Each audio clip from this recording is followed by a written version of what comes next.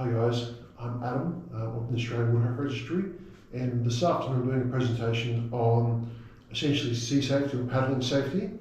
I was asked by one of the members of the Redcliffe Canoe Club this being spring in a couple of days' time, everything back on the water, and just provide a few information points on how you can be safe on the water and some key ingredients on how you'll be more successful in your paddling, essentially getting back to your family. So I'm from the Australian Woodcraft Registry. It's an endeavour that I founded about 7 years ago.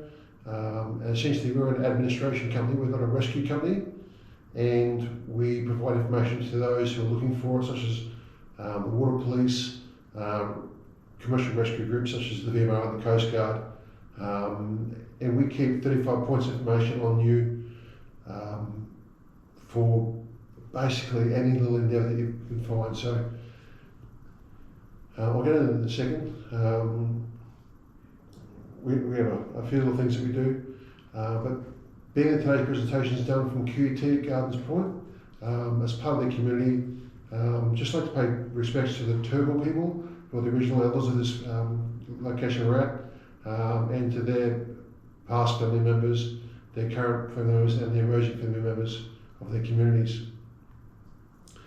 So the Australian Woodcraft Registry is essentially an innovation that I created, and it's about storing information essentially to be used when your craft is found, when you discover that you're missing or you haven't returned home.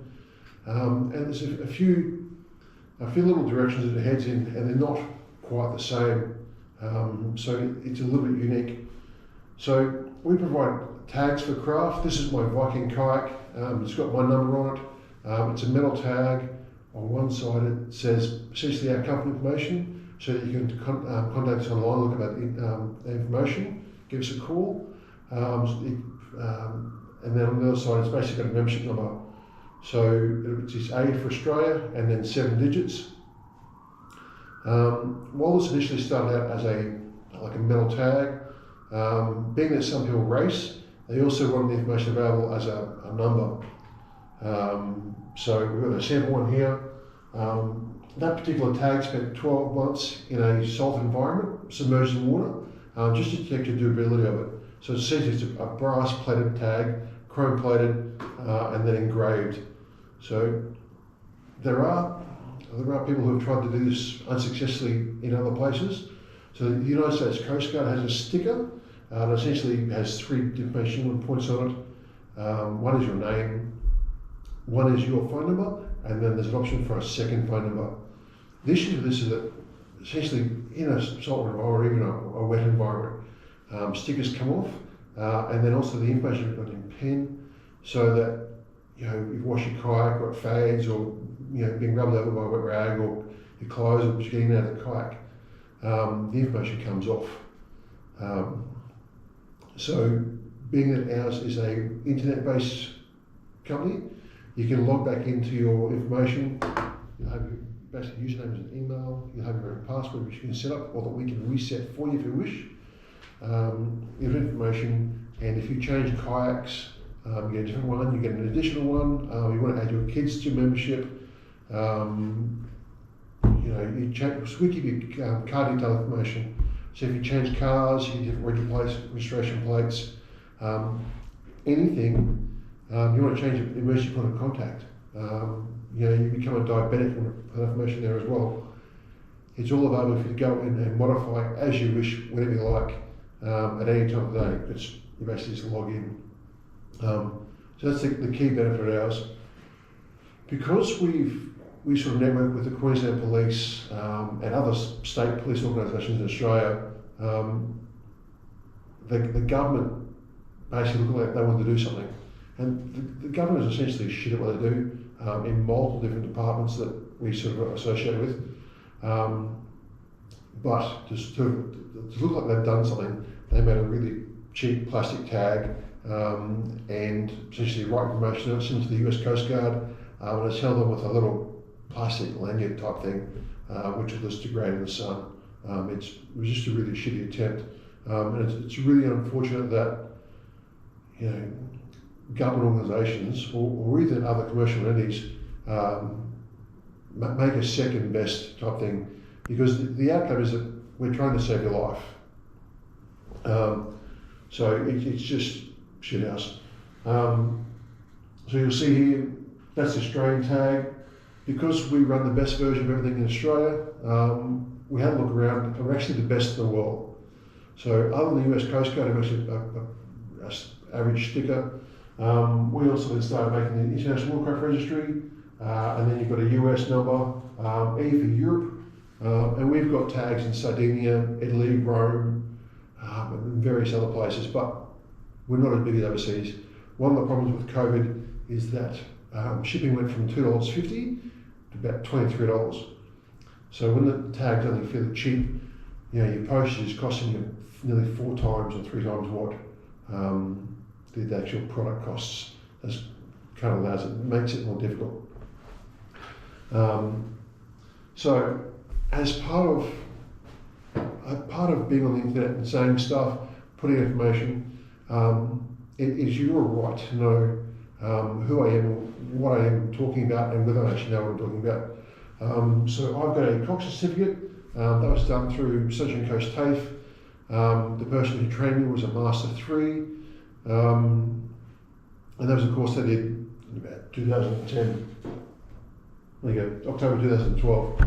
So that was a 4-week course. Covers everything from commercial navigation, sea safety, and radio use, VHF radio use, HF radio use, and those sorts of things. So marine servicing, it's a little bit involved. It does step up the bigger the vessel. So essentially, I'm qualified to drive a vessel up to 12 metres, crew on a vessel up to 24 metres, and apart from that, a QT student. I've also got a master's degree. I've got a trade certificate in glass, and so it's only reasonable that when I tell you something, I not only tell you what what I want you to know, but also think in the background that I am qualified to tell you what I'm going to say, and I can also back up that with where I can find it on the internet.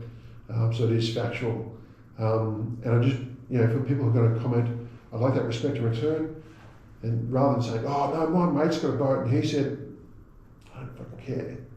The point is that you say, look, I hear what you said, I don't agree, and this is where I found the information to then back up your point as a response.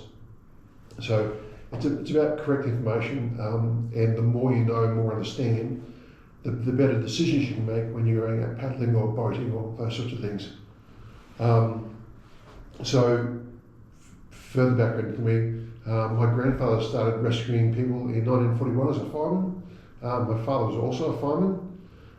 Their careers overlapped a little bit, and then about 2010, I started rescuing people for another organisation, and then after 9 years, I parted ways with them, and then started my own thing.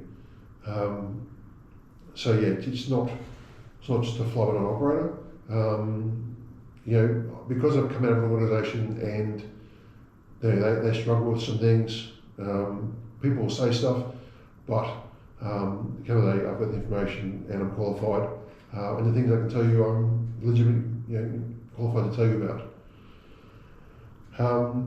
So apart from just having the tags, we also were asked to do race numbers.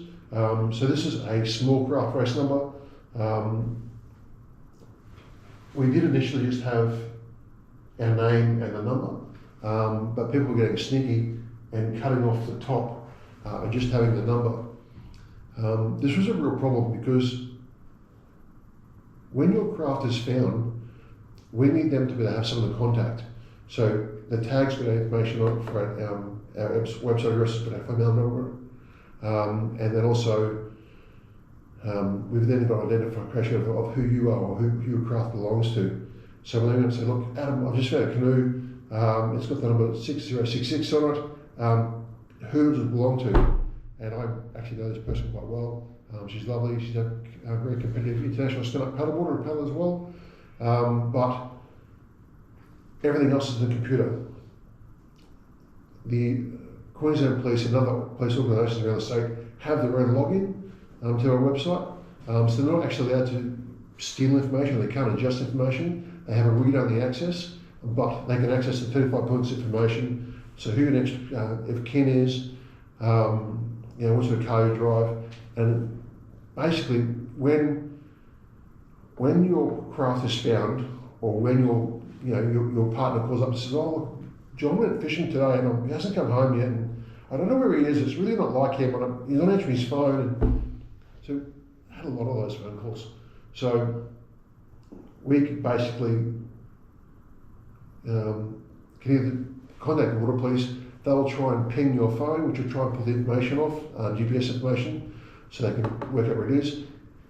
If you've gone into the water, chances are your phone's dead, salt corrosion, salt water sucked all the battery life out of it.